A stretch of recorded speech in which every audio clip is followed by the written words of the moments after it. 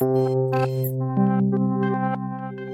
to the CyberWire's Career Notes podcast, brought to you by SpyCloud, making the internet a safer place to do business.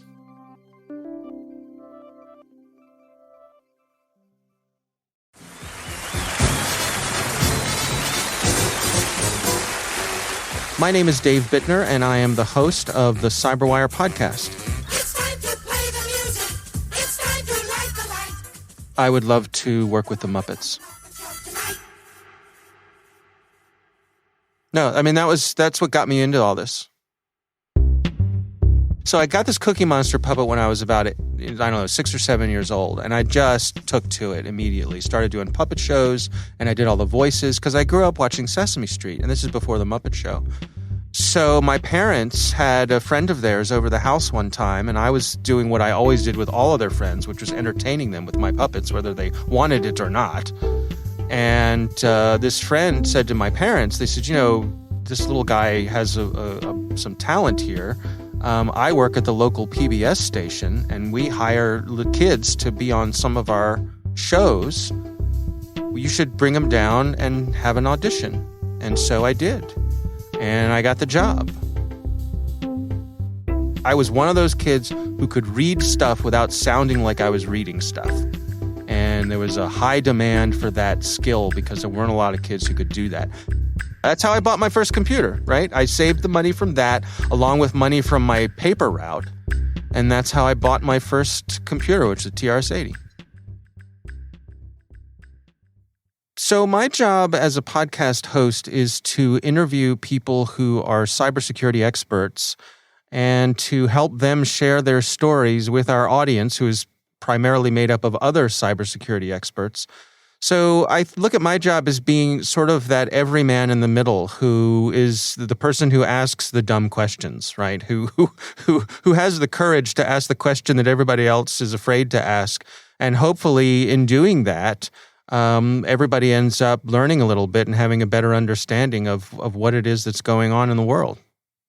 It's not my job to be the smart person who knows everything about cybersecurity. It's my job to interview the people who have all those answers. It's my job to put those people at ease so that they're comfortable sharing their expertise.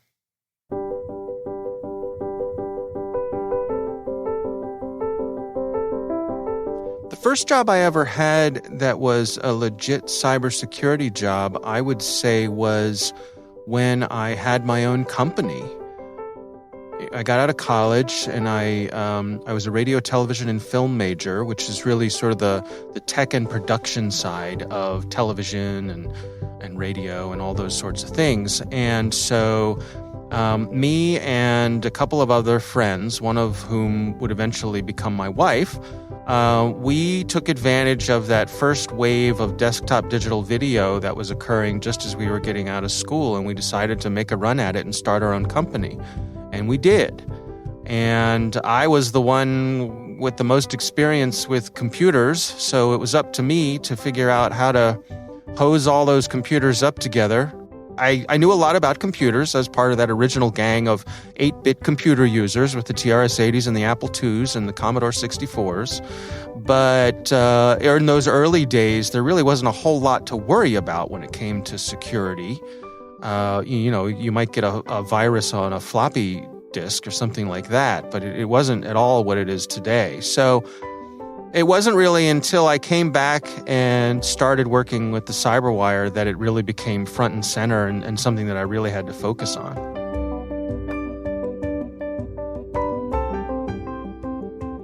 I spent so much of my career before the CyberWire running my own company. And there's sort of I don't want to call it loneliness, but when you are your own boss, you have to learn to be self-motivated. Another component of that is that my wife and I were running this company together. And what a lot of people don't realize about that situation is when you have a great day, you both have a great day. But when you have a bad day, chances are you both have a bad day at work. And so when you go home, there's nobody there to make you feel better. because you both had a bad day, right? So you learn to be sort of self-reliant. When I was a teenager, I worked at a garden center, and I had a great boss there, and his name was Jeff. And Jeff was one of those leaders who always led with a positive attitude. He would work you hard, but at the end of the day, you always felt like you'd put in a good day's work. One of the things that Jeff did for me was at the garden center, they had a real problem with labeling all the plants. They were hand labeled. And this was a time when computers were brand new. And I went to Jeff and I said, why don't we try using a computer to make these labels? And he said, well, who could do that? And I said, I could do that. And he said, well, okay, let's try it. And so that was my first job where anyone actually paid me for using a computer. And I spent the better part of a summer up in Jeff's office on Jeff's computer, right? Just banging away on the keyboard, programming this labeling program. And it was way more than just printing labels. It was, we had all of the plants' botanical names, and you could search on things, and it would automatically generate care and feeding instructions for the plants, depending on what plant it was and what size container it was and where you were going to plant it and all this sort of thing. So there was a lot going on in this thing, but, Jeff believed in me, and he let me take a chance at doing this thing, and it succeeded. He's one of those people in my life that I'm really glad I crossed paths with, and I think of him from time to time because he really taught me how to lead a team, how to inspire people, how to treat everyone with kindness, no matter their station in life. And I'm thankful for that every day.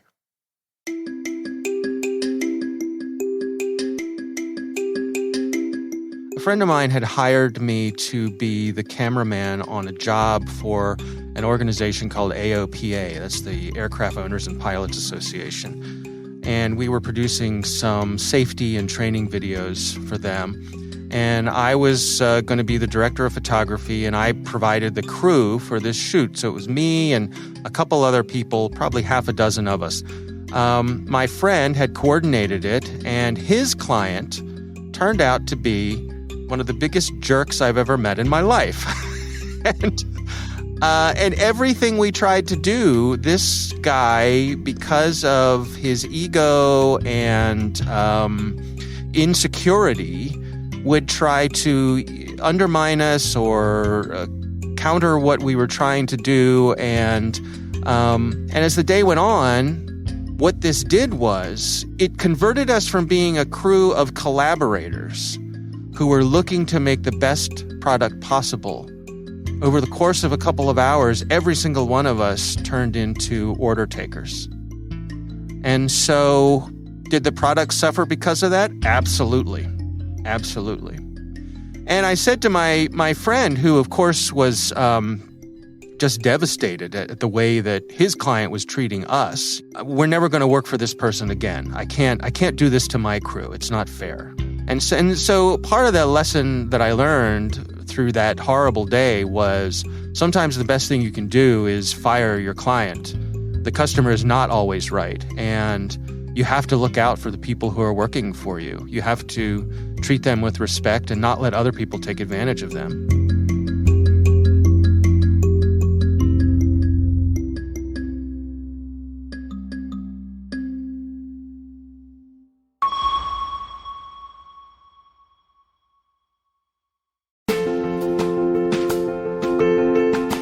This CyberWire Career Notes podcast is made possible by SpyCloud.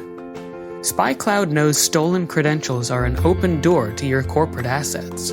That's why they're the world leader in recapturing breach data and making it actionable to prevent account takeover, data breaches, BEC, and ransomware attacks. Check your breach exposure now and see how global businesses are using SpyCloud to negate the value of their employees' stolen data. Visit spycloud.com/cyberwire. That's spycloud.com/cyberwire.